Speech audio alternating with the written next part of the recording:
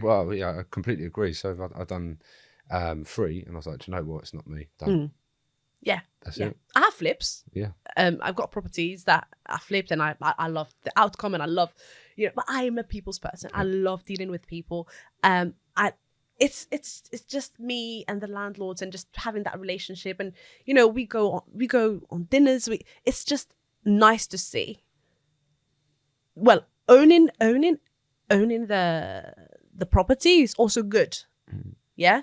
Having the capital, it's gonna there is a capital appreciation after a few years.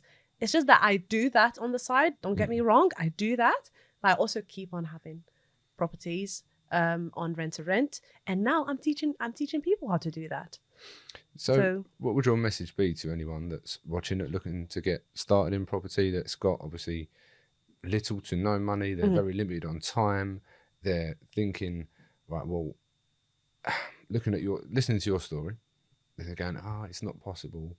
What's your message to them? Because you've got your own program. Yeah. Obviously, give them a message to say, I know what I would like to say, get out your own head. Because as soon as you get out your own head, you're done. You're halfway there already. But what's your message to those people? Get out of the comfort zone. I like to call it the toxic zone. And get yourself to do things. Get out. Go to networking events, meet people, build a relationship, go to see agents, meet with them. I mean, and be a positive person. Yeah. Don't be selfish. If you're selfish, you're not going to go out. You're not going to get there. I have seen so many selfish people. They come and they like to play this game, and they're not going to succeed. So many selfish people. I am surrounded by a lot of selfish people. What do you mean? I mean, look, our industry, we know almost everyone, right? Yeah.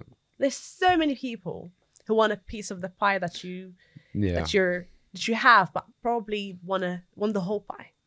I think there's a lot of people within the industry that have an agenda, but they will try and help you get to where you want to get to, because they can see the drive, the ambition that you've got, and I think that's only natural because they've obviously been doing it a lot longer than what we have. Yeah. And if they can help us get there, would you want to potentially give it up? I think because we've got the fire and we know where we want to go to, horses for courses, would I give it up? Potentially not. If there was synergy there, maybe. But I'm not one to give something up if I don't necessarily need to. I know that you're not either. So giving up your ego as well, 100%, yeah. I was a victim of my own ego. I had an ego as huge as a moon, and I didn't like to admit things. But giving up your ego, and I'm sure so many people who are listening to us are gonna have to give up that. 1,000,000%. Like, for example, when it comes to calling the agents, I'll give people an example for this. In one area, my ex-wife now, she was better than me. She could close better than me. So I'm like, that's you, because the ultimate goal was to get more deals across the line. Did that trigger you? No, it didn't actually, because obviously I had the debt recovery business before, and it was just a volume game. There's more people on the phone, it closed more money. So I was like, do you know what? That's on you. You deal with that. And then I just go to another area where I might have been better. So people have to realise that it's a numbers game. Do you think it was because she was a lady? Yeah, I do. I absolutely do. But I'm blunt, and I would just go through the motions. I'd build the rapport. But if they said no, I'd try to understand why. You go through the whole rapport building process, but she would do it in a completely different way, in her way. And I thought, you know what? That's cool. Really doesn't faze me, but I've got quite thick skin. Yeah.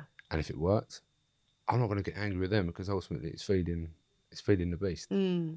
So if it was because she's a lady, it doesn't impact me. It really doesn't. You have to, if you're going to build this machine, you have to build a team with you. because you can't go alone. That's one thing people have to realise as well. You can't do it on your own. And the quicker you realise that, Absolutely. the better. Absolutely. Because you've got a big team as well now. We've got 15 people in our team. It's not just a team, it's a family. Yeah. Everyone I'm glad knows you what said they're that as doing. well. Yeah.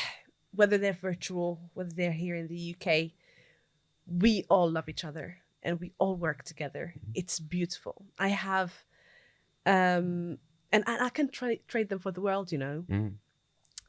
I have the ones who are in the Philippines, who are here. You know, we've got 2 offices. From doing the social media to doing the inspections to dealing with the admin to doing the cleaning, the handyman, every single one of them is literally a strong asset to the business. Yeah. Literally. And I'm glad that they work in synergy all together. What would you say that your biggest sort of like struggle to date has been in personal and business life? I'm too kind-hearted. I'm very, very, very kind to a point. I see that as also a weakness. And sometimes people take advantage of it.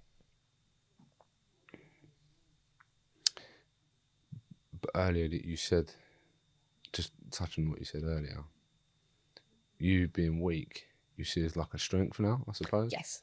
Yes. Well, I don't let people take advantage of it anymore. Yeah. I'm still kind, but I just don't let people take advantage of it. Because I've had situations where it did cost me much, and when it costs you your feelings is the worst things. If it costs you money, if it costs you time, it's okay. You can just get over it. But if it costs you your feelings, then it hurts. Has it impacted personal relationships, like Yes. business or? Well, there was a relationship that is the only business partnership I went in, and I shouldn't have accepted, and I did accept. And it did impact me, because when it came to an end, the principal was like, "Oh, I value our relationship, our friendship more." But was it a friendship? So, question mark until now. I don't think we were ever friends.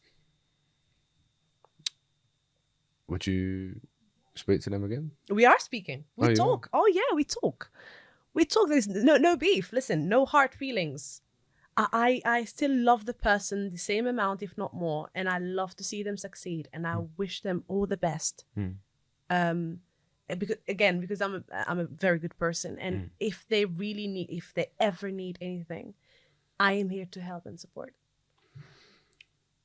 Obviously, I can see that in you, and that's because I know you. But people looking in will go, "Why? Why though? Is it because is there a fear that we're being driven by insufficiency?" It could be, or it could be that's my past trauma. Not just you. There's people, human being in general. Yeah. Look, if you're a giver, you're a giver. And I think that there's no better feeling in the world than the feeling that someone has achieved something because of you. Agreed. 100% agree. The level of fulfillment it gives me when I see someone has achieved something just because I've helped them do something is amazing. It's amazing. Whether it's my family, whether it's my friends, whether it's my mentees, whether it's my business partners, whatever it is, I am amazed at the feeling it gives me. And I'm addicted to that right now.